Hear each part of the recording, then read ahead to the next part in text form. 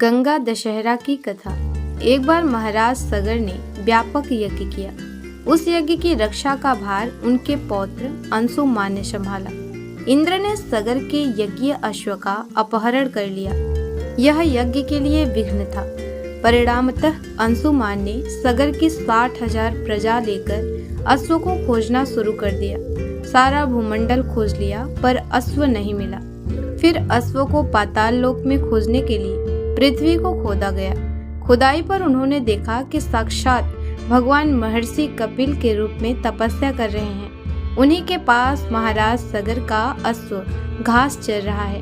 प्रजा उन्हें देखकर चोर चोर चिल्लाने लगी। महर्षि कपिल की समाधि टूट गई। ज्यों ही महर्षि ने अपने आग्नेय नेत्र खोले त्यों ही सारी प्रजा भस्म हो गई। इन मृत लोगों के उद्धार के लिए ही महाराज दिलीप के पुत्र भगीरथ ने कठोर तप किया था। भगीरथ के तप से प्रसन्न होकर ब्रह्मा ने उनसे वर मांगने को कहा तो भगीरथ ने गंगा की मांग की। इस पर ब्रह्मा ने कहा, राजन, तुम गंगा का पृथ्वी पर अवतरण तो चाहते हो, परंतु क्या तुमने पृथ्वी से पूछा है कि वह गंगा के भार तथा वेग को संभाल पाएगी?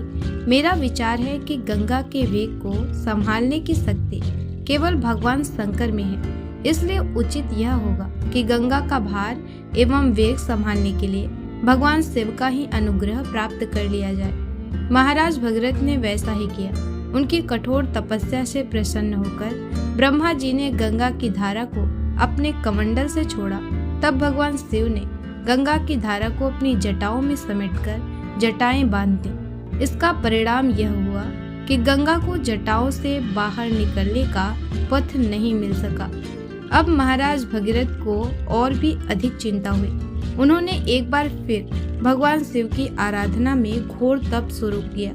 तब कहीं भगवान शिव ने गंगा की धारा को मुक्त करने का वरदान दिया।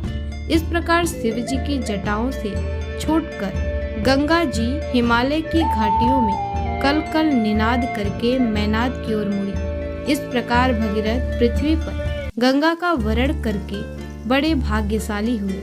उन्होंने जनमानस को अपने पोड़े से उपकृत कर दिया। युगों युगों तक बहने वाली गंगा की धारा महाराज भगीरथ की कष्टमयी साधना की गाथा कहती है। गंगा प्राणी मात्र को जीवन दान ही नहीं देती, मुक्ति भी देती है। इसी कारण भारत तथा विदेशों तक में गंगा की महिमा गाई जाती है। तो दोस्तों, अगर आपको हमारा ये वीडियो पसंद आया हो तो वीडियो को लाइक करें। चैनल पर नए हो तो चैनल को सब्सक्राइब कर लें। धन्यवाद।